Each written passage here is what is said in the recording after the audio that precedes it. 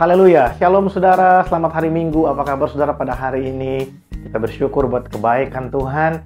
Hari ini kita berjumpa kembali saudara, dan tidak terasa kita ada di minggu yang ketiga di bulan Agustus. Saudara, besok kita akan sama-sama memperingati hari kemerdekaan negara Republik Indonesia, tanah air kita yang kita cintai dan kita kasihi. Hari ini saya akan berbicara buat setiap kita mengenai kemerdekaan. Bagaimana kita di dalam Tuhan dimerdekakan oleh Yesus Kristus. Nah, saya menyambut Bapak Ibu Saudara yang baru pertama kali beribadah bersama-sama dengan kami dalam ibadah online GBI Rock Malaysia. Saya berdoa supaya setiap ibadah yang kami adakan oleh online ini menjadi berkat buat Bapak Ibu Saudara dimanapun Saudara berada. Saudara, sebelum kita pagi hari ini mulai beribadah, saya ingin menyampaikan beberapa hal buat setiap kita. Yang pertama, saya mengajak setiap kita untuk mengikuti ibadah Zoom kita nanti sore pukul 7. Dan bagi Bapak Ibu Saudara yang ingin mengikuti ibadah Zoom, Saudara bisa menghubungi nomor WhatsApp yang ada di layar Saudara pada saat ini. Dan Saudara akan diberikan link untuk bisa join bersama-sama. Kita sama-sama menikmati kebaikan Tuhan, saling memberkati dengan kesaksian satu dengan yang lainnya. Kemudian Saudara, bagi Bapak Ibu Saudara yang ingin memberikan persembahan, baik itu persembahan persepuluhan, persembahan ucapan syukur, Saudara bisa memberi melalui rekening gereja yang saat ini ada di layar Saudara. Dan pagi hari ini sebelum kita mulai beribadah, mari sama-sama kita berdoa. Kami bersyukur Tuhan buat hari ini, terima kasih buat hari yang baru kami menikmati kebaikan dan anugerah Tuhan dalam hidup kami. Tuhan, pagi hari ini kami akan sama-sama menyambut kehadiran-Mu dalam hidup kami. Mari Tuhan nyatakan hadirat-Mu dimanapun kami berada. Biar kami menikmati Engkau pagi hari ini, menikmati perjumpaan dengan Engkau pagi hari ini. Biar apa yang kami lakukan hari ini Tuhan menjadi perayaan betapa hebat dan baiknya Tuhan buat setiap kami. Terima kasih Tuhan, dimanapun kami berada, kami percaya 2-3 orang berkumpul atas nama-Mu, Engkau hadir di tengah-tengah kami. Dan kalau Engkau hadir, Tuhan pasti lakukan sesuatu buat kami. Tuhan, pagi hari ini kami tidak mau terganggu, terdistract dengan sosial media dan lain sebagainya. Kami mau fokuskan hidup kami, hati kami untuk bersama-sama bersekutu dengan Engkau pagi hari ini. Terpujilah nama-Mu Tuhan. Dalam nama Yesus kami berdoa. Amin. Saudara, di minggu yang ketiga ini, kita juga akan sama-sama masuk dalam prosesi perjamuan kudus. Bagi Bapak Ibu Saudara yang belum mempersiapkan roti dan anggur, Saudara masih bisa mempersiapkannya sekarang. Sebelum nanti setelah firman Tuhan, kita akan sama-sama bersekutu dengan tubuh dan darah Yesus. Selamat beribadah, Tuhan Yesus memberkati.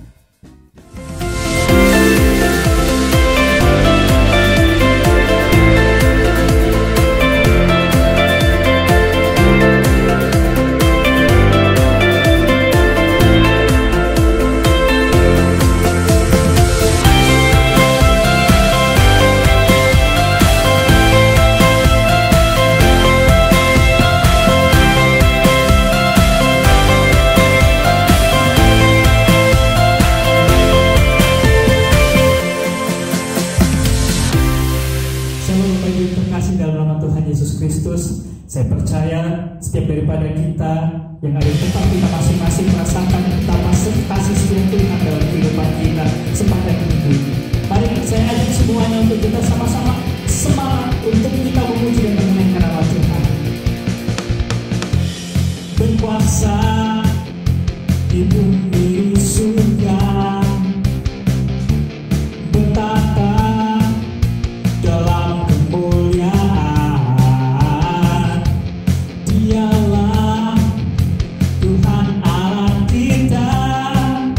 Namanya berkuasa, membebas umat.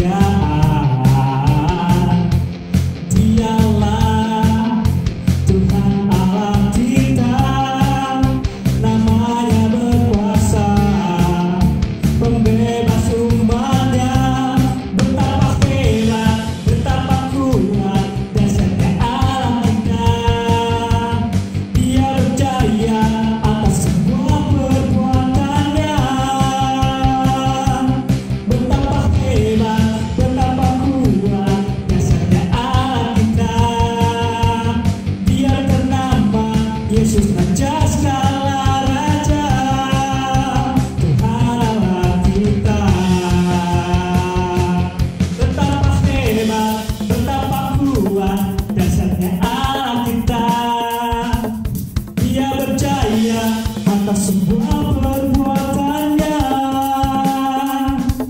Betapa hebat, betapa kuat, dahsyatnya Allah kita. Dia bernama Yesus, Raja segala raja, Tuhan Allah kita. Betapa hebat, betapa kuat, dahsyatnya Allah kita. Dia berjaya atas semua perbuatannya. Betapa hebat, betapa kuat, dahsyatnya Allah kita. Dia bernama Yesus, Raja segala raja, Tuhan Allah kita. Tuhan Allah kita. Tuhan Allah kita.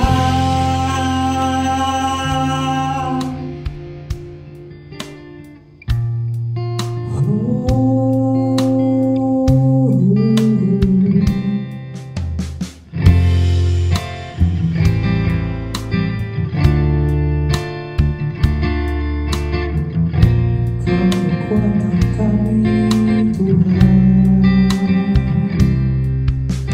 Engkaulah kekuatanku, tempat berlindungku saat badai menerpa. Aku tak akan goyah,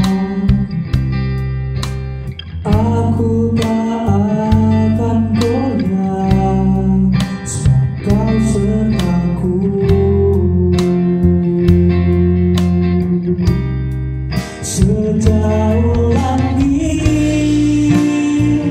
dari bumi, begitu besarnya kasih-Mu. Penuhi hati kami yang rindu menyembah-Mu, Yesus. Sejauh langit dari bumi, begitu besarnya kasih-Mu. Kaulah Tuhan, kekuatanku, sukacitaku.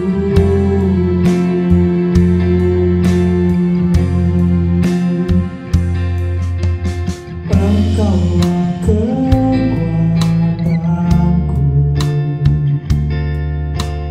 tempat berlindungku saat badai menerpa. Aku tak akan goyah, aku tak akan goyah, sebab Kau sertaku.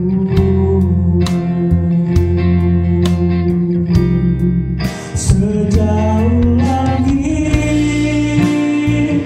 dari bumi, begitu besarnya kasih-Mu. Penuhi hati kami yang rindu menyembah-Mu, Yesus. Sejauh langit dari bumi, begitu besarnya kasih-Mu. Kaulah Tuhan, kekuatanku, sukacitaku.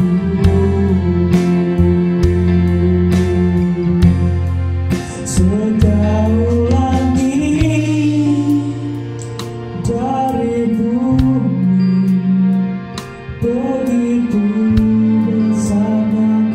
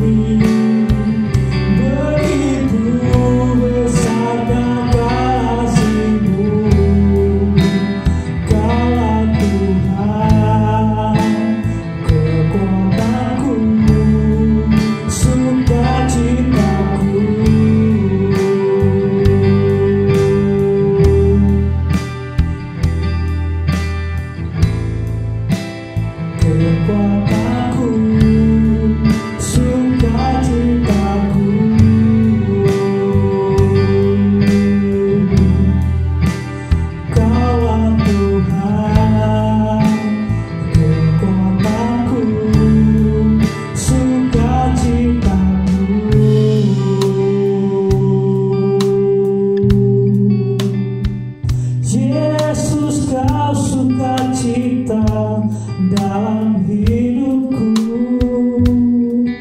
Kau ku sembah selama-lamanya. Hanya Kau Tuhan penopang dalam hidupku. Yesus,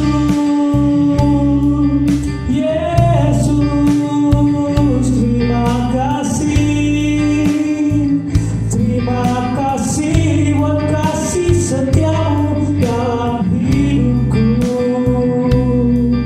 Tak pernah Kau tinggalkanku, selalu baru rahmat-Mu. Setiap pagi selalu baru. Yesus, padamu ku berseru.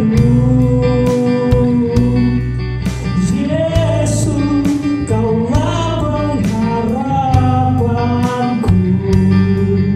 Yesus, Yesus, tiada Tuhan seperti-Mu. Tiada Allah lain yang sanggup untuk memulihkan hidupku.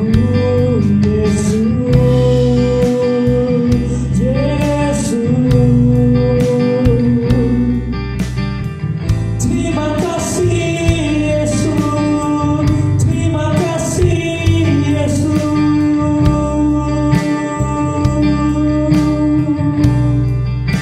Kau ku sembah Tuhan.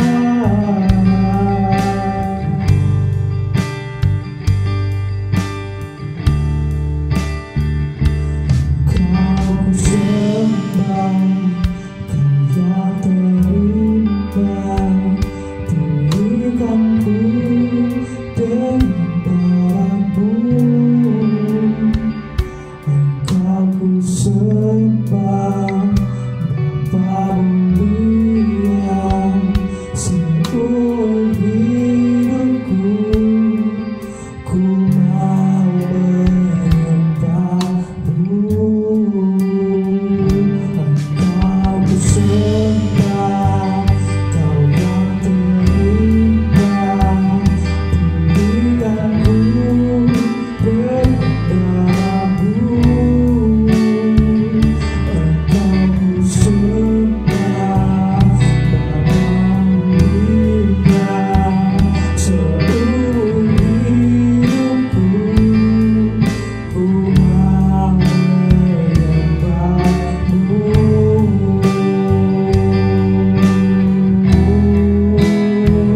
Engkau ku sembah, Kau yang terindah. Pulihkanku dengan darah-Mu. Engkau ku sembah, Bapa mulia. Seumur hidupku ku mau menyembah-Mu.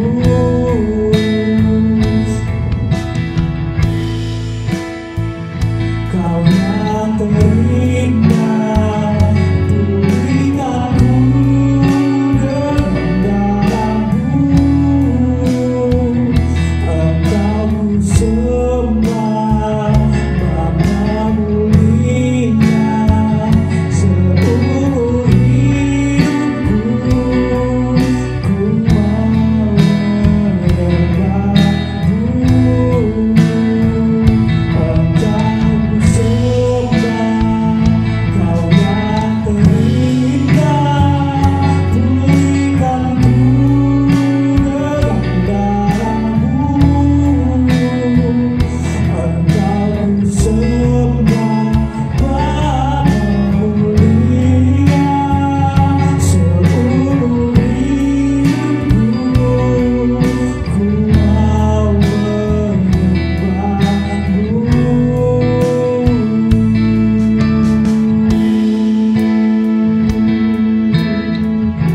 Haleluya Tuhan, terima kasih Tuhan buat hari ini.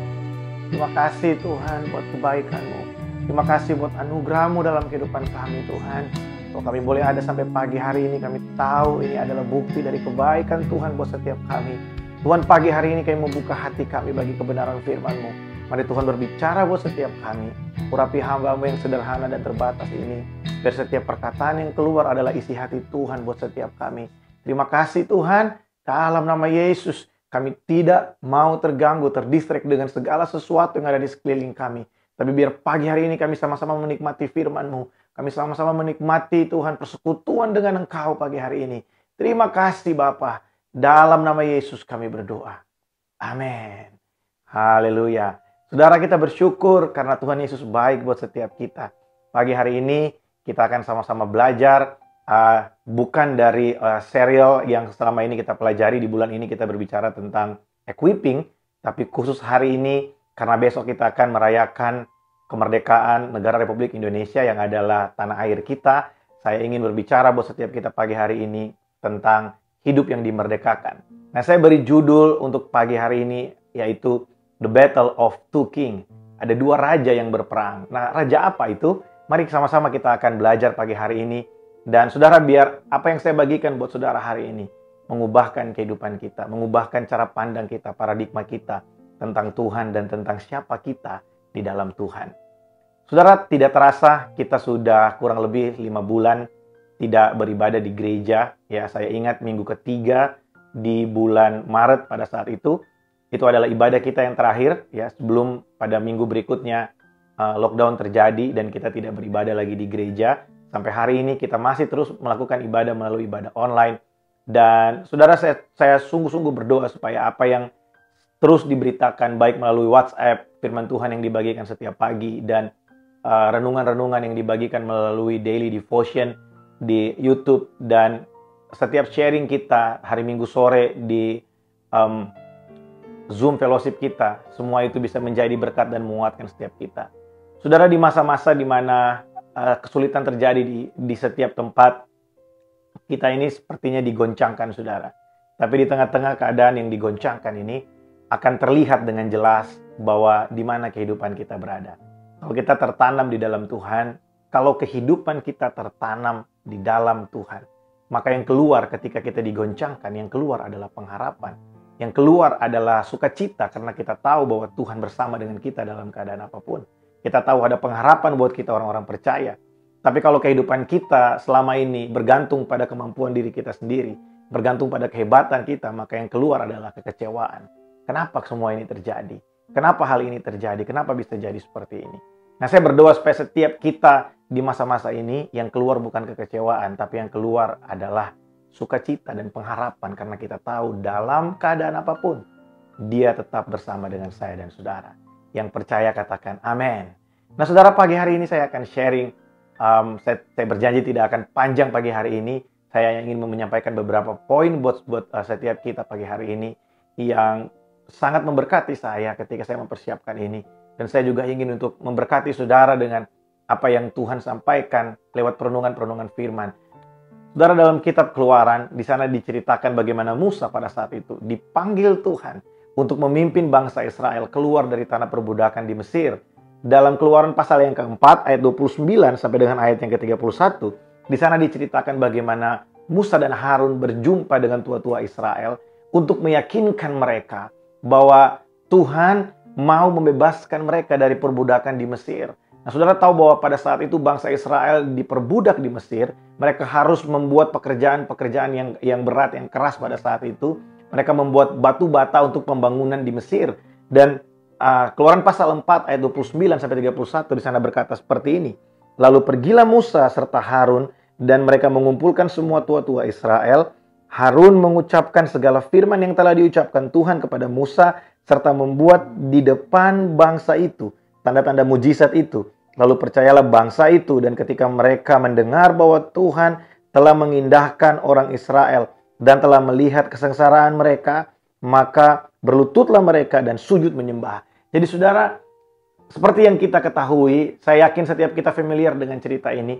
Ketika Tuhan memanggil Musa, Musa itu banyak alasan. Musa bilang, aku ini orangnya tidak pandai bicara Tuhan. Ya, kemudian akhirnya Tuhan bilang, oke, Harun akan berbicara buat kamu. Tapi tanda-tanda mujizat itu yang lakukan Musa. Ketika Musa memasukkan tangannya ke dalam kantongnya, maka yang keluar, waktu dia tarik keluar, tangannya menjadi kusta. Tapi ketika dia masukkan lagi, tangannya keluar menjadi tangan yang bersih. tangan yang sembuh. Mujizat-mujizat itu dilakukan oleh Musa di depan tua-tua Israel, sehingga mereka percaya bahwa wow, Tuhan benar-benar mendengarkan apa yang mereka doakan selama ini. Selama itu mereka benar-benar ada dalam kehidupan yang diperbudak di tanah Mesir. Tapi di pasal berikutnya ada cerita yang berbanding terbalik dengan respon dari bangsa Israel pada saat itu. Ayat 31 tadi berbicara bahwa tua-tua Israel pada saat itu sujud menyembah dan bersyukur. Mereka bersyukur bahwa yes, akhirnya penantian kita selama berpuluh-puluh tahun, selama bertahun-tahun ada di Mesir ini, kita akhirnya bisa terbebaskan. Kita akhirnya akan dilepaskan oleh Tuhan. Tapi saudara lihat, kita akan belajar sama-sama. Dari pasal yang kelima, di sana bercerita dari ayat yang pertama sampai dengan ayat yang ke-8. Kita akan baca bersama-sama. Saya akan baca buat saudara. Keluaran pasal yang kelima, ayat 1 sampai ayat 8. Kemudian Musa dan Harun pergi menghadap Firaun, lalu berkata kepadanya, "Beginilah firman Tuhan Allah Israel, biarkanlah umatku pergi untuk mengadakan perayaan bagiku di padang gurun." Tetapi Firaun berkata, "Siapakah Tuhan itu yang harus kudengarkan? Firman-Nya untuk membiarkan orang Israel pergi. Tidak kenal aku Tuhan itu, dan tidak juga aku akan membiarkan orang Israel pergi." Lalu kata mereka, "Allah orang Ibrani telah menemui kami. Izinkanlah kiranya kami pergi ke padang gurun 3 hari perjalanan jauhnya untuk mempersembahkan korban kepada Tuhan Allah kami, supaya jangan nanti didatangkan kepada kami penyakit sampar dan pedang." Tetapi Raja Mesir berkata kepada mereka, "Musa dan Harun, mengapakah kamu membawa-bawa bangsa ini melalaikan pekerjaannya? Pergilah, melakukan pekerjaanmu." Lagi kata Firaun, "Lihat sekarang, telah terlalu banyak bangsamu di negeri ini. Masakan kamu hendak menghentikan mereka dari kerja paksanya?" Pada hari itu juga Firaun memerintahkan kepada pengarah-pengarah bangsa itu dan kepada mandor-mandor mereka sendiri, "Tidak boleh lagi kamu memberikan jerami kepada bangsa itu untuk membuat batu bata. Seperti sampai sekarang, biarlah mereka sendiri yang pergi mengumpulkan jerami, tetapi jumlah batu bata yang harus dibuat mereka sampai sekarang, bebankanlah itu juga kepada mereka dan jangan menguranginya. Karena mereka pemalas, itulah sebabnya mereka berteriak-teriak, 'Izinkanlah kami pergi mempersembahkan korban kepada Allah kami.'" Nah, saudara lihat di situ, ketika Musa dan Harun setelah mereka berjumpa dengan tua-tua Israel, dan tua-tua Israel merespon, mereka percaya dengan tanda-tanda mujizat yang dilakukan oleh Musa pada saat itu. Dan kemudian Musa dan Harun pergi menghadap Firaun. Sampai kepada Firaun, ada satu respon yang mungkin di luar ekspektasi Musa dan Harun di sana ditunjukkan oleh Firaun. Ya, Firaun tidak memberikan izin kepada mereka. Bahkan Firaun berkata, "Siapa Tuhan itu? Masa aku harus mendengarkan firman-Nya untuk membebaskan bangsa Israel pergi 3 hari perjalanan jauhnya hanya untuk mempersembahkan korban?" Bahkan yang lebih parah lagi, Firaun pada saat itu memutuskan untuk menambah beban dari bangsa Israel pada saat itu. Nah, saudara kan kalau saudara baca di ayat-ayat di bawahnya, bagaimana pada saat itu mandor-mandor Israel itu ditindas oleh orang-orang Mesir, pegawai-pegawai Mesir, ketika mereka sedang bekerja, karena jerami yang adalah bahan untuk membuat batu bata itu tidak lagi diberikan kepada mereka, tapi jumlahnya, targetnya itu tetap sama setiap hari. Bukankah itu diperberat, saudara? Biasanya mereka bekerja, bahan bakunya dikasih oleh orang Mesir, mereka tinggal mengolah. Tapi pada saat itu, karena Musa dan Harun menghadap Firaun, Firaun pada saat itu ambil keputusan, "Oke, sekarang karena kamu ini malas, kamu tidak mau bekerja, kamu berteriak minta ingin pergi 3 hari perjalanan jauhnya untuk beribadah. Sekarang jerami tidak diberikan lagi, tapi beban kamu tetap sama. Kamu harus membuat sekian banyak batu bata." Nah, saudara, ada banyak kali dalam kehidupan kita, saudara, ketika kita menerima janji Tuhan, ketika kita menerima perkataan Tuhan, ketika kita taat dengan apa yang Tuhan sampaikan, dan kemudian tidak terjadi apa-apa. Saya sering berjumpa dengan orang-orang yang seperti ini, yang biasanya mereka bilang begini, "Saya kurang taat apa lagi, Kak? Saya kurang taat apa lagi, Pak? Saya kurang taat apa lagi? Saya kurang beribadah seperti apa lagi? Saya kurang baik apa lagi? Saya kurang sabar apa lagi? Apalagi yang belum saya lakukan? Saya udah melayani, saya udah kasih persembahan, saya rajin kasih perpuluhan, tapi kok keadaannya jadi lebih berat buat saya? Tapi kok keadaannya seakan-akan merugikan saya hari ini?" Nah, saudara, ada banyak orang yang menjadikan bahwa pencapaian ukuran-ukuran dalam kekristenan itu kita pakai ukuran-ukuran seperti orang dunia. Saudara, kalau kekayaan, jabatan, dan kenyamanan itu menjadi ukuran kita tentang hidup kita di dalam Tuhan. Ada banyak orang yang berkata seperti ini, oh, kunci dari hidup yang diberkati Tuhan, kunci dari hidup yang sukses, lepas dari segala persoalan adalah hidup kudus, taat di hadapan Tuhan. Saudara, itu bukan sesuatu yang salah, tapi begini, memang kekudusan itu harus kita hidupi. Hidup dalam kebenaran itu harus kita hidupi. Tapi kalau itu menjadi ukuran kita untuk kita mendapat hidup yang diberkati, hidup yang dilimpahi, maka semua murid-murid Yesus itu nggak masuk hitungan, saudara. Mereka mati sebagai martir. Mereka mati tidak memiliki apa-apa. Paulus yang menulis sebagian besar kitab dalam Perjanjian Baru, dia mati di penjara, dia mati di dalam kehidupan yang sangat tersiksa karena penghukuman pada saat itu. Dieksekusi oleh Raja Nero pada saat itu. Petrus mati disalibkan terbalik. Dan saudara melihat ada banyak misionaris di dunia ini yang mati tanpa memiliki apa-apa. Apakah hidup mereka kurang berkenan di hadapan Tuhan? Apakah mereka tidak menjaga kekudusan mereka? Apakah mereka kurang rajin dalam melakukan kegiatan-kegiatan keagamaan? Tapi poinnya bukan itu.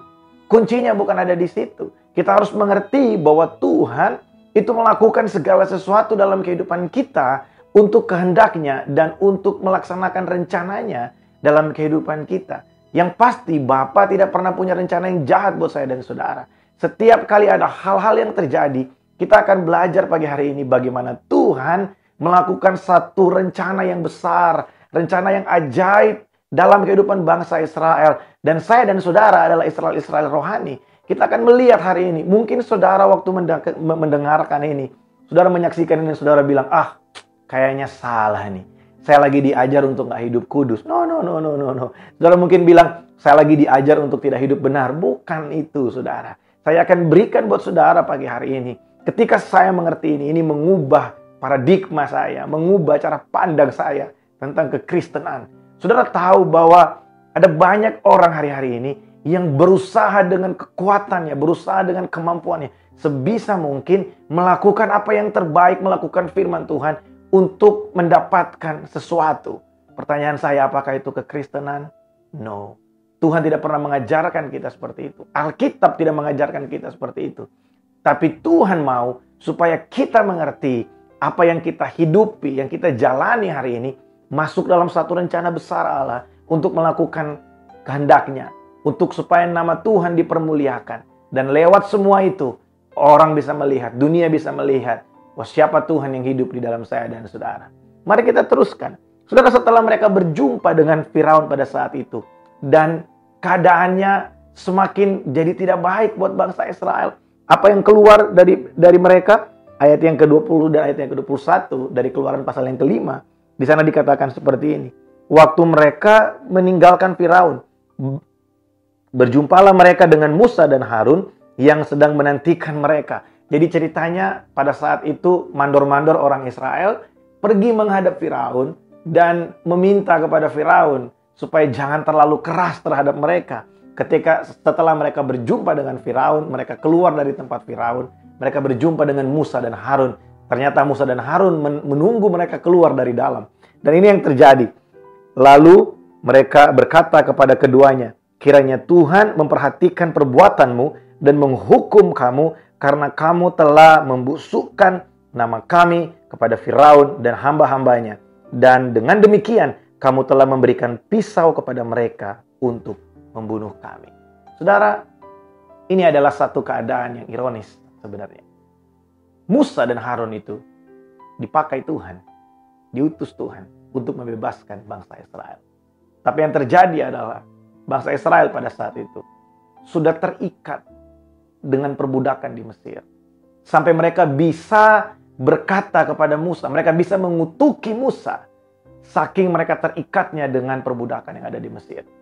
Ya, pada saat itu mereka telah terpesona oleh tipu daya yang ada di Mesir. Sehingga kalau saudara baca ceritanya beberapa kali, saudara mungkin ingat ketika bangsa Israel sebelum mereka menyeberangi Laut Tebrau. Pada saat itu ketika mereka berjalan, di depan ada laut, di belakang ada pasukan Firaun. Dan kemudian orang Israel mengutuki Musa dan bilang begini, apakah di Mesir kekurangan tanah untuk kami mati di sana, sehingga kami harus mati di tengah-tengah lautan ini? Ketika mereka kekurangan air di padang gurun, mereka berkata, Musa, lebih baik kami tinggal di Mesir. Lebih baik kami jadi budak aja. Kami masih bisa makan daging. Kami masih bisa minum air. Di sini nggak ada air, di sini nggak ada daging. Saudara lihat, orang yang ada dalam perbudakan tidak akan pernah bisa melihat kebaikan Tuhan dalam kehidupannya. Selama kita masih terus ada dalam perbudakan dosa, semua kebaikan Tuhan buat kita, semua rencana baik Tuhan buat kita, itu akan terlihat seperti sesuatu yang sangat buruk. Bahkan kita bisa mempersalahkan Tuhan. Tuhan, ini semua terjadi gara-gara Engkau.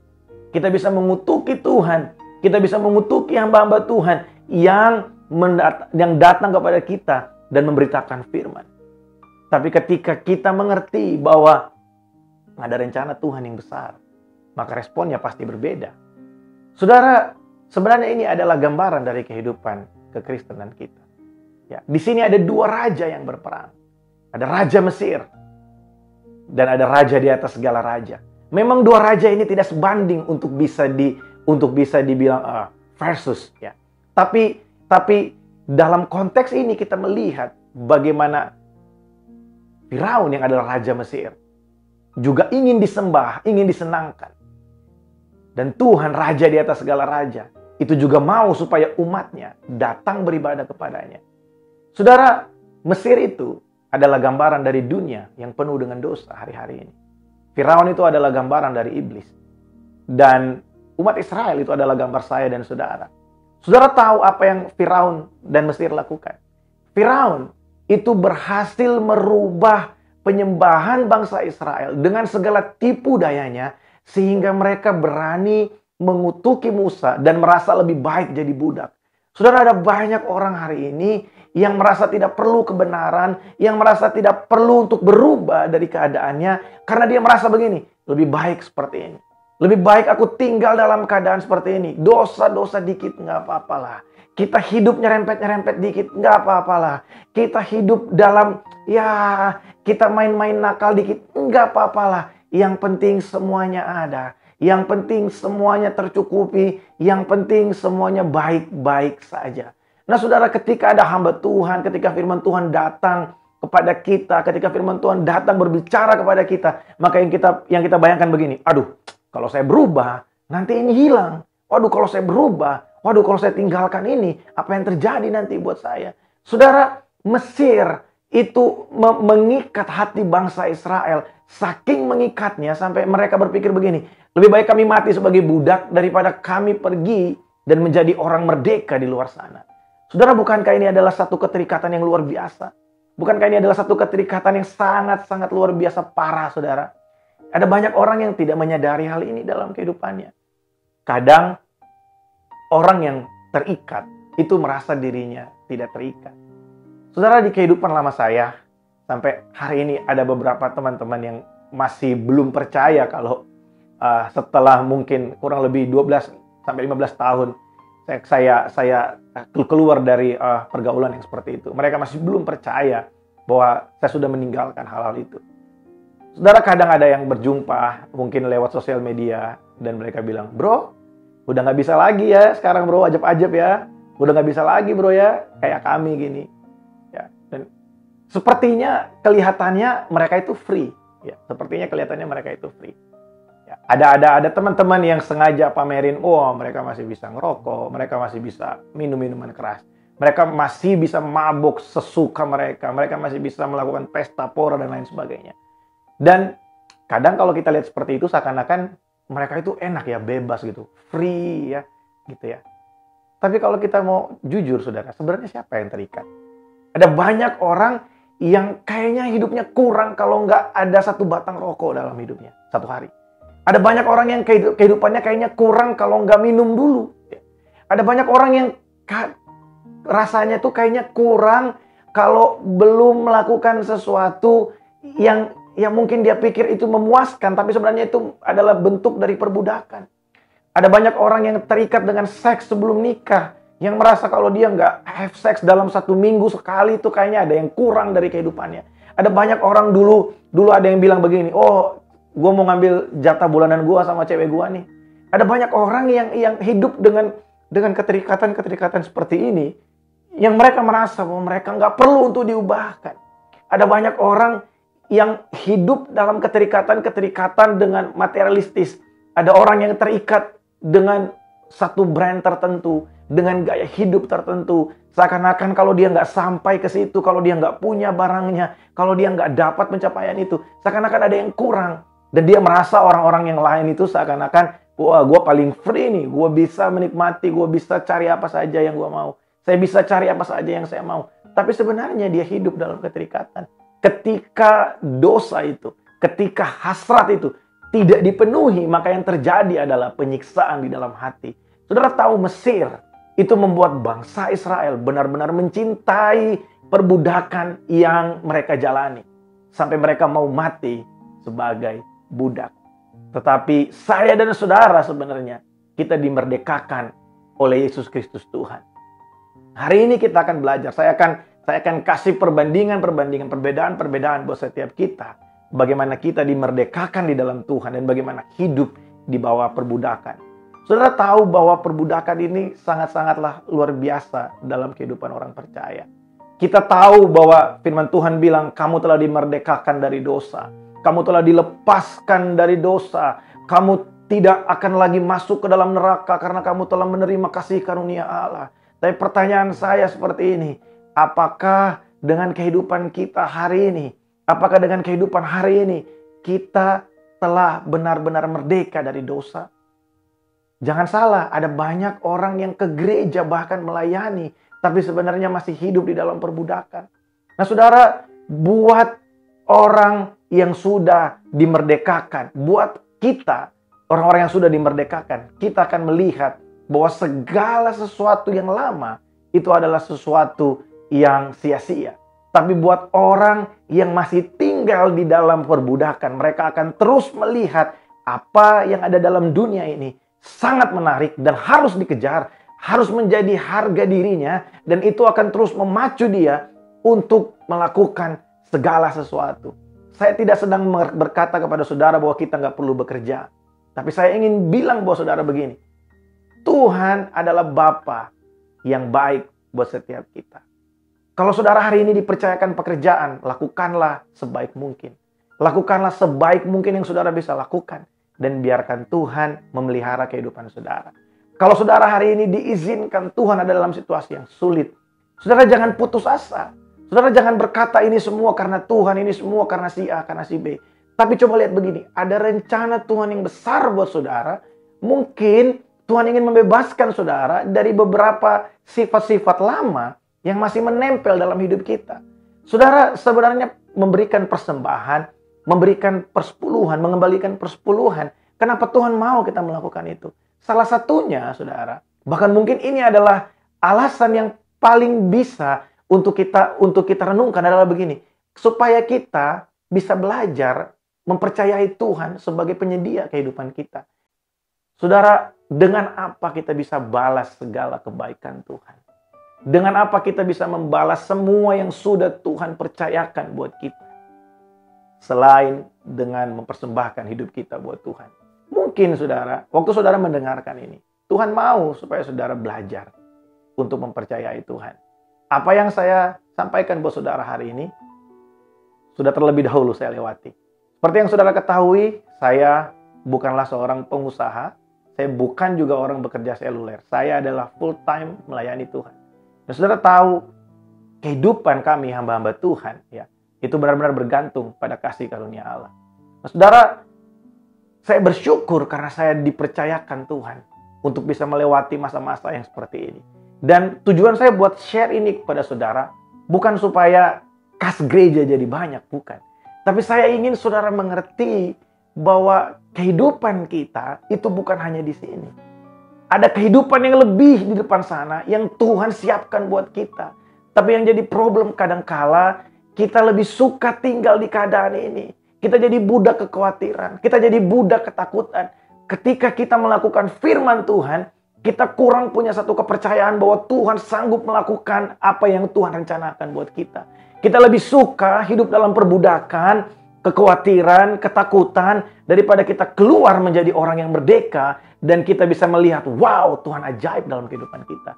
Setelah kita belajar dari Mesir pada saat itu, waktu Mesir menahan orang Israel keluar, dan apa yang Tuhan kerjakan buat bangsa Israel pada saat itu, sungguh luar biasa bagaimana pekerjaan Tuhan.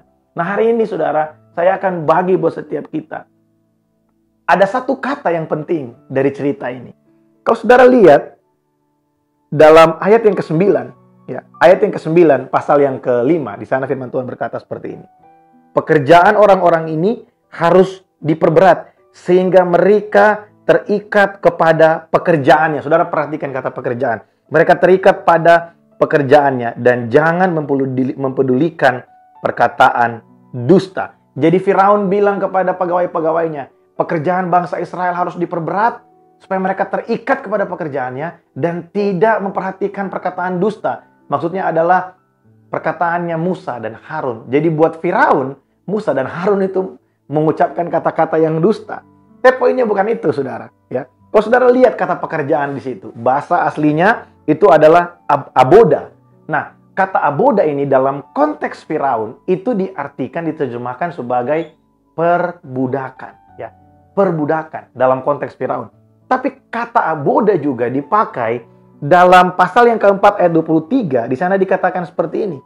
Sebab itu aku berfirman kepadamu, biarkanlah anak-anakku itu pergi supaya ia beribadah kepadaku. Garis bawahi kata beribadah. Beribadah kepadaku. Tetapi jika engkau menolak, membiarkannya pergi, maka aku akan membunuh anak-anakmu yang sulung. Saudara, kata ibadah di situ juga menggunakan kata aboda. Jadi dalam konteks Firaun, aboda itu diartikan sebagai perbudakan. Tapi dalam konteks Tuhan, aboda itu adalah penyembahan. Ya, diartikan sebagai penyembahan. Nah, saudara, ini adalah satu hal yang sangat berbeda. Ya, sangat berbeda. Dunia itu selalu berusaha untuk memperbudak kita. Dunia itu selalu berusaha untuk memperbudak orang-orang percaya. Setiap orang yang ada pada saat ini. Saudara sama-sama punya pekerjaan. Kalau saudara baca, ya, waktu Musa bicara kepada Firaun, Musa bilang begini, biarkanlah kami pergi untuk kami beribadah kepada Allah 3 hari perjalanan jauhnya. Ya, itu juga punya usaha. Mereka harus pergi mengangkat barang-barang, mereka harus mempersiapkan korban, mereka harus mempersiapkan semua yang mereka perlukan untuk ibadah. Apa bedanya dengan bekerja yang ada di Mesir? Mereka harus membuat pekerjaan paksa mereka untuk membuat batu bata dari jerami pada saat itu. Dua-duanya harus ada hal yang harus dilakukan. Tapi beda dalam pengertiannya. Untuk dunia, orang-orang itu dipaksa untuk memperbudak, untuk diperbudak oleh dunia ini. Tapi di dalam Tuhan, segala sesuatu yang kita lakukan itu bukan bentuk dari perbudakan, itu semua bentuk dari penyembahan. Nah, saudara tahu dalam ayat yang kelima, di sana dikatakan, dalam pasal yang kelima ayat yang pertama, di sana dikatakan begini. Kemudian Musa dan Harun pergi menghadap Firaun, lalu berkata kepadanya, beginilah firman Tuhan Allah Israel, biarkanlah umatku pergi untuk mengadakan perayaan bagiku di padang gurun. Saudara tahu kata perayaan, di situ dipakai kata festival. Ya. Jadi di dalam Tuhan, hidup kita di dalam Tuhan, bukan di dalam perbudakan. Tapi semua yang kita lakukan untuk Tuhan, itu adalah perayaan, itu adalah festival, mendatangkan sukacita dalam hidup kita. Tapi hidup yang ada di dalam perbudakan, itu akan mendatangkan beban. Saudara bisa baca dari ayat yang ke-9 sampai dengan ayat-ayat yang ada di bawahnya sampai dengan ayat 19. Di sana diceritakan bagaimana pada saat itu Firaun menindas orang Israel luar biasa, menambah beban mereka, menambah apa yang menjadi pekerjaan mereka. Dan saudara, ada perbedaan yang luar biasa. Yang pertama, kalau buat dunia ini, hidup ini adalah perbudakan. Tapi buat Tuhan hidup kita adalah penyembahan, saudara. Buat dunia hidup ini adalah perbudakan. Perbudakan terhadap segala sesuatu yang ada di dunia ini. Perbudakan terhadap hal-hal yang lahir dari dunia ini. Makanya nggak heran ada banyak orang yang menjadikan hal-hal di dunia ini sebagai tujuan mereka. Ada banyak orang yang menjadikan pencapaian-pencapaian di dunia ini sebagai tujuan mereka. Tapi orang yang mengerti kasih karunia Allah, mereka akan melihat bahwa hidup kita ada hari ini untuk kita bisa melayani Dia. Dan melayani Tuhan itu adalah suatu panggilan buat setiap orang percaya. Menyenangkan Tuhan adalah panggilan setiap orang percaya. Yang kedua, saudara, ada perbedaan yang luar biasa. Di dalam Tuhan, semua yang kita kerjakan itu mendatangkan sukacita. Itu mendatangkan sukacita. Ada joyful dalam hati kita. Walaupun mungkin kita capek, walaupun mungkin kita lelah setelah bekerja, kita masih berdoa, kita masih baca Alkitab. Mungkin kita lelah, tapi karena kita tahu bahwa Tuhan ada buat kita. Kita tahu untuk itu kita dipanggil, untuk itu kita ada hari ini. Maka semuanya mendatangkan sukacita. Tapi di dalam hidup yang ada dalam perbudakan, itu semua akan membawa beban. Ya, dan beban itu akan terus meningkat. Saudara, saya pernah khotbahkan ini buat setiap kita. Kalau harta menjadi tujuan kita, kita pikir kalau kita punya uang sekian, kita akan puas. Ketika kita punya uang segitu, kita nggak akan puas. Kita akan cari lagi lebih banyak. Kalau kita punya barang tertentu, kita pikir kita akan puas.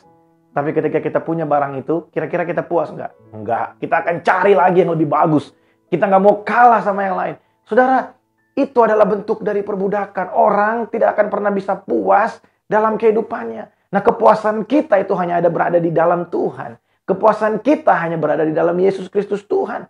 Makanya teman-teman yang pelayanan, ya, Bapak Ibu Saudara yang diberikan kepercayaan untuk melayani. Ya, saya mengalami terlebih dahulu sebelum saudara. Kadang kita merasa waktu kita masih ibadah offline, ya, datang pagi-pagi, mempersiapkan ibadah. Ya, sebelum ibadah, teman-teman Praise and Worship, kadang kita diminta untuk mempelajari lagu. Kita diminta untuk memberikan waktu kita, untuk kita detail mempelajari lagu, chord-chord lagunya, ya, lirik-liriknya. Kita memperhatikan bait demi bait. Kita dilatih untuk kita bisa mengerti maksud lagunya apa. Ya, teman-teman yang di bagian lain guru-guru sekolah minggu diminta untuk mempersiapkan bahan, ya. Kalau mau dibilang capek, saudara, capek pasti. Tapi kalau kita mengerti itu adalah penyembahan, yang ada dalam hati kita adalah joyful, karena kita melakukan kehendak Tuhan. Kalau kita tahu itu adalah penyembahan, kita nggak akan ngeluh tentang segala sesuatu. Kalau kita tahu kantor kita adalah ladang kita untuk melayani. Kalau kita tahu keluarga kita adalah ladang kita untuk melayani.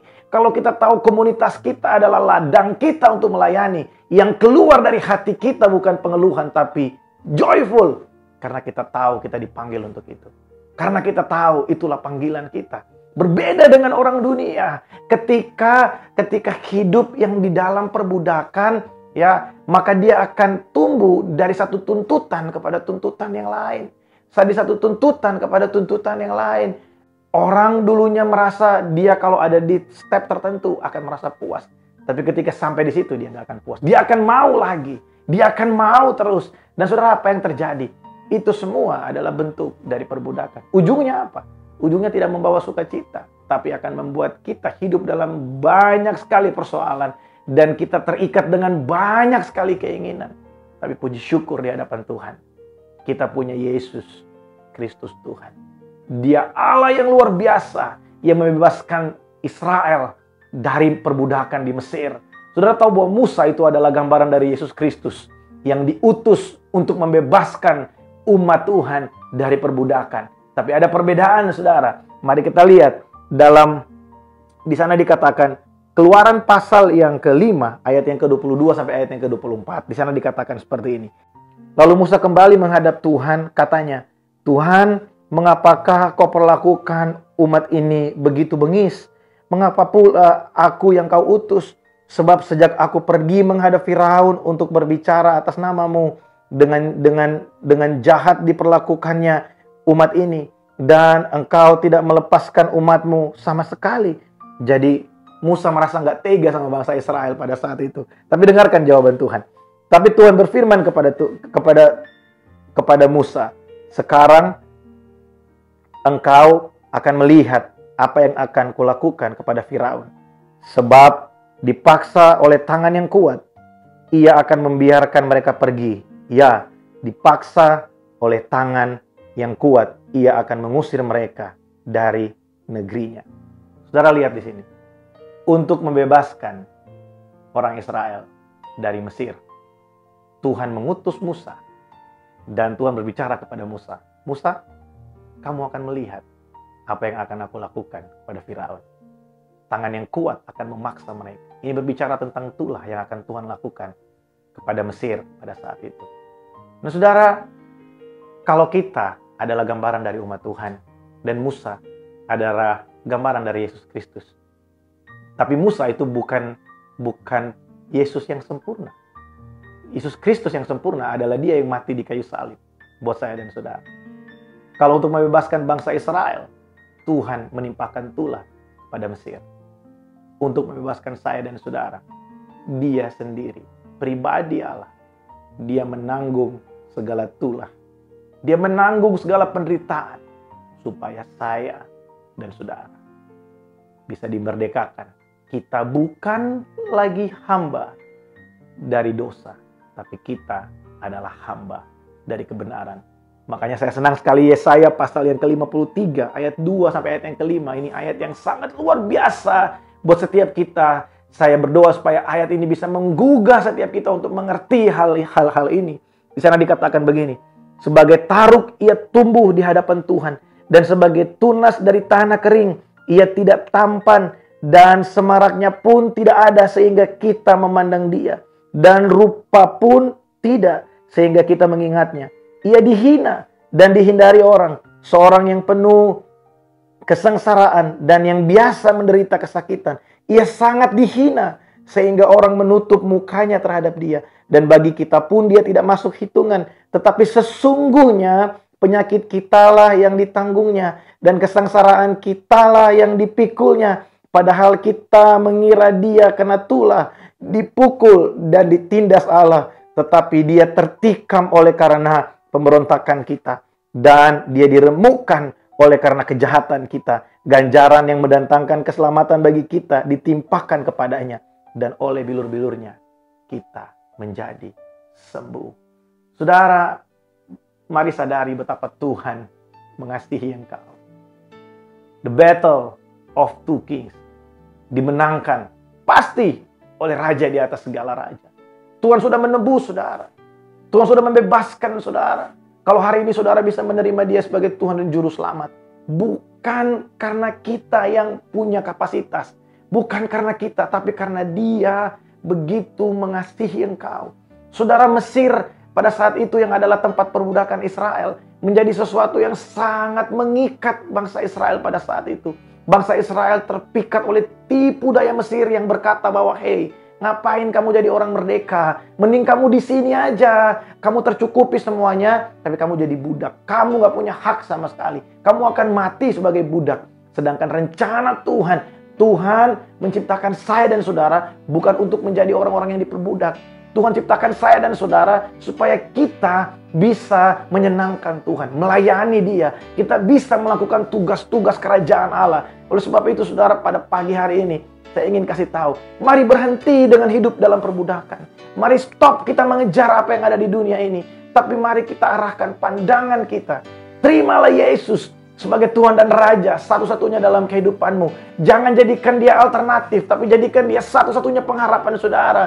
Saudara, karena dialah Raja dalam kehidupan kita. Firman Tuhan berkata, dia mati buat kita bahkan ketika kita masih tinggal di dalam dosa. Ketika kita masih mencintai dosa. Ketika kita masih hidup dalam kelemahan. Tuhan mati buat saudara. Tuhan disalibkan buat saudara. Dia mati bagi engkau. Sehingga saat ini, kalau kita mengerti hal ini, ketika dalam keadaan yang sulit, yang keluar dari diri kita, itu bukan lagi kecewaan, tapi pengharapan bahwa kita tahu Tuhan ada buat kita. Tuhan ada di pihak kita. Dan kita mengerti bahwa hidup kita ada dalam rencana Allah yang besar. Saudara, cerita dalam Keluaran pasal 4 dan 5 ini tidak berhenti sampai di sini. Kita sama-sama ketahui bagaimana lewat penolakan-penolakan yang dibuat oleh Firaun pada saat itu. itulah terjadi di Mesir. Dan akhirnya bangsa Israel keluar dari perbudakan. Saudara, kadang keadaan-keadaan buruk kita pikir terjadi karena memang kita ini ditulahi oleh Tuhan. Kita pikir kita ini dihukum oleh Tuhan. Tapi sebenarnya bukan itu, saudara. Kalau kita mengerti, Tuhan punya rencana buat kita. Tuhan punya rencana dalam kehidupanmu. Makanya Tuhan izinkan itu terjadi supaya kita bisa belajar mengerti betapa Tuhan itu luar biasa dalam kehidupan kita. Saudara, jangan mau hidup lagi di dalam perbudakan. Karena saya dan saudara adalah orang-orang merdeka. Saudara, ada banyak orang yang tidak menyadari bahwa kehidupannya ada di dalam perbudakan. Makanya dalam Yohanes pasal yang ke-8, ya, Yesus berkata seperti ini. Yohanes pasal yang ke-8 ayat yang ke-32 dan 34. Dan kamu akan mengetahui kebenaran, dan kebenaran akan memerdekakan kamu. Jadi yang pertama, kamu akan mengetahui kebenaran. Kebenaran firman Tuhan. Kebenaran tentang siapa Tuhan buat kita, dan siapa kita di hadapannya. Dan kamu akan mengetahui kebenaran, dan kebenaran akan memerdekakan kamu. Kemudian dia bilang begini. Jawab orang Israel pada saat itu. Jawab orang Yahudi kepada Yesus. Mereka bilang begini. Kami adalah keturunan Abraham, dan kami tidak menjadi hamba siapapun. Bagaimana engkau dapat berkata kepada kami, kamu akan merdeka? Kata Yesus kepada mereka, aku berkata kepadamu, sesungguhnya setiap orang yang berbuat dosa adalah hamba dosa. Saudara, ada banyak orang yang tidak menyadari bahwa dirinya adalah hamba dari dosa. Ada banyak orang yang gak sadar bahwa kita ini perlu kebenaran. Kita ini perlu kebenaran. Kita ini perlu mengenal sang kebenaran. Supaya kita bisa dimerdekakan oleh kebenaran itu. Saudara, Yesus melakukan semuanya di kayu salib. Bukan karena kita, tapi karena Dia mengasihi kita. Kebenaran itu, siapa kebenaran? Dialah sang firman, Yesus Kristus Tuhan. Yang perlu kita lakukan hari ini adalah bukan mengejar dunia, tapi mari kita belajar mengenal pribadi Tuhan. Sehingga ketika kita mengenal pribadinya, kita akan mengerti, wow, betapa kita dicintai. Wow, betapa kita dikasihi. Sehingga kita nggak kejar lagi apa yang sia-sia di dunia ini, tapi kita mengejar pribadi Tuhan. Kita mengejar keserupaan dengan Tuhan. Kita mengejar hal-hal yang mendatangkan kemuliaan bagi Bapa di sorga. Saudara, biar firman Tuhan hari ini meneguhkan setiap kita, menguatkan setiap kita. Mungkin saudara ada di dalam keadaan yang sulit hari ini. Saudara, saya ingin kasih satu contoh buat saudara dari ayat-ayat yang kita baca. Saudara lihat Musa, ya, dalam ayat yang terakhir tadi, ayat 22 sampai ayat yang ke-24 dari Keluaran pasal yang ke-5. Di sana diceritakan bagaimana Musa berdoa kepada Tuhan. Musa nggak tega lihat orang Israel diperlakukan seperti itu. Kalau saudara baca di pasal-pasal sebelumnya, Musa itu bukan orang yang lembut hati. Musa itu orang yang keras. Makanya dia membunuh orang Mesir pada saat itu, yang pada saat itu menindas orang Israel. Musa itu adalah orang yang keras hati, orang yang tidak punya compassion pada saat itu. Tapi saudara lihat, orang sekeras Musa bisa Tuhan ubahkan menjadi orang yang punya kelembutan hati. Dari mana? Kenapa Musa bisa? Apa yang membuat Musa bisa berubah? Tuhan pakai situasi-situasi yang terjadi pada saat itu untuk membuat hati Musa berubah. Nah saudara, kadang kita melihat keadaan hanya dari kacamata kita. Kita lihat keadaan ini sulit, keadaan ini nggak baik, kita lihat keadaan ini buruk. Pertanyaannya begini, apakah kita bisa melihat keadaan dari cara pandang Tuhan? Tuhan melihat kita sebagai biji matanya. Dia sayang saya dan saudara. Dia mengasihi saya dan saudara. Semua yang terjadi dalam hidup kita ada dalam rencana Tuhan yang besar. The battle of two kings. Tuhan Yesus sebagai pemenang. Dan saya dan saudara adalah anak-anaknya. Kita adalah anak-anak raja. Kita adalah anak-anak yang dilahirkan kembali. Bukan dari benih yang fana, tapi dari benih firman Allah. Biar pagi hari ini kita bersekutu dengan tubuh dan darah Yesus. Dengan satu pengertian, Dia mati buat kita. Dia ada di dalam kita. Jangan mau hidup lagi di bawah perbudakan. Mari kita siapkan hati untuk masuk dalam perjamuan kudus. Mari kita angkat roti tangan kanan kita pagi hari ini. Tuhan terima kasih, Tuhan terima kasih. Terima kasih Tuhan buat tubuhmu yang dipecah-pecahkan buat kami. Terima kasih Tuhan karena Engkau begitu mengasihi kami. Sehingga Engkau mau mati buat setiap kami, menebus setiap dosa dan pelanggaran kami. Bapa, mari urapi setiap kami. Biar setiap kami Tuhan benar-benar mengerti apa yang kami lakukan pagi hari ini. Bahwa tubuh dan darah Yesus menyatu dengan tubuh dan darah kami. Memerdekakan setiap kami. Terima kasih Bapa, terima kasih. Saudara yang terkasih, bukankah roti yang kita pecah-pecahkan dan di atasnya kita ucapkan syukur ini adalah persekutuan kita dengan tubuh Kristus? Mari kita makan dalam nama Yesus.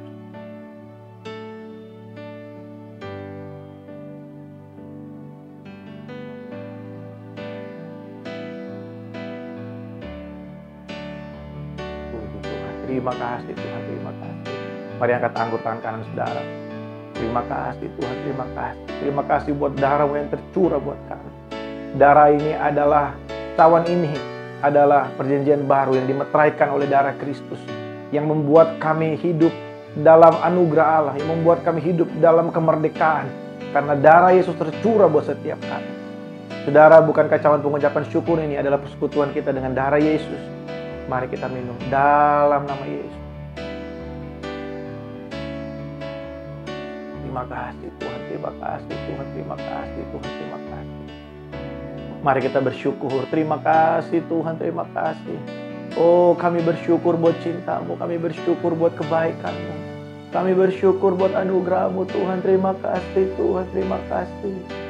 Engkau baik, Engkau layak disembah Tuhan. Oh, terima kasih Tuhan buat tubuh dan darah-Mu. Terima kasih buat tubuh dan darah Yesus tercurah buat kami. Tuhan, terima kasih. Tuhan, terima kasih. Tuhan, pagi hari ini kami bersyukur Tuhan. Karena Engkau begitu mengasihi kami. Oh, untuk membebaskan kami. Engkau sendiri menanggung setiap tulah, setiap kutuk dan belenggu itu. Engkau tanggung di kayu salib supaya hari ini kami bisa merdeka Tuhan. Kami nggak perlu lagi hidup untuk dunia ini. Tapi kami menjadi hamba dari kebenaran untuk kami bisa melayani Engkau. Kami tidak lagi hidup di bawah tuntutan-tuntutan dunia, tapi kami hidup untuk kami disempurnakan menjadi serupa dan segambar dengan Engkau. Terima kasih Bapa. Pagi hari ini kami berdoa buat bangsa dan negara kami Indonesia. Terima kasih buat 75 tahun yang luar biasa. Engkau terus memberkati bangsa dan negara kami Indonesia Tuhan. Berdoa buat Bapak Joko Widodo, Bapak Ma'ruf Amin, Presiden dan Wakil Presiden kami, juga setiap aparat pemerintahan yang ada, diberkati Tuhan di dalam nama Yesus. Kami lepaskan shalom buat Indonesia, damai sejahtera Allah buat bangsa kami. Terima kasih Tuhan, terima kasih. Hamba berdoa pagi hari ini Tuhan, buat umat-Mu dimanapun mereka berada. Oh Tuhan, mereka yang menyaksikan Tuhan melalui YouTube pagi hari ini. Tuhan, apapun yang menjadi pergumulan umat-Mu, pagi hari ini kami percaya tubuh dan darah Yesus ada dalam hidup kami. Dan Engkau melakukan pekerjaan-pekerjaan yang ajaib dalam hidup kami. Tuhan, biar kami memandang Engkau. Biar kami melihat Engkau dalam kehidupan kami Tuhan. Dengan cara pandang Tuhan, kami melihat semua yang terjadi hari-hari ini. Bukan karena kemampuan kami, bukan karena kekuatan kami, tapi karena Yesus yang hidup dalam kami. Sehingga kami sanggup melakukan ini semua. Karena Allah ada di pihak kami. Siapakah yang menjadi lawan kami? Engkau gunung batu kami, Engkau kota benteng kami Tuhan. Terima kasih Bapa. Kami bersyukur buat pagi hari ini. Berkat-Mu buat setiap kami Tuhan. Engkau memberkati setiap tangan-tangan yang bekerja. Engkau memberkati setiap tangan-tangan yang berusaha. Semua yang kami kerjakan dengan kedua tangan kami disertai Tuhan dengan keberhasilan. Semua yang kami usahakan diberkati oleh Tuhan.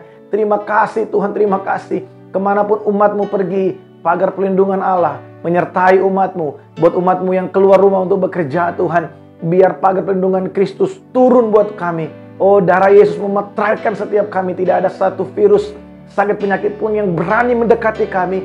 Sebab ada pagar pelindungan Allah buat kami. Terima kasih Bapa. Oh, terima kasih Tuhan, terima kasih. Mari angkat tanganmu saudara. Terimalah berkat dan rahmat dari Allah Bapa. Kasih dan cinta dari Tuhan Yesus, serta persekutuan yang manis dengan Allah Roh Kudus menyertai setiap kita. Mulai hari ini sampai Maranatha, Yesus datang pada kali yang kedua. Semua yang terima berkat ini sama-sama kita berkata, amin. Haleluya. Saudara, sampai berjumpa pada fellowship kita nanti sore melalui Zoom. Dan selamat hari Minggu. Tuhan Yesus memberkati.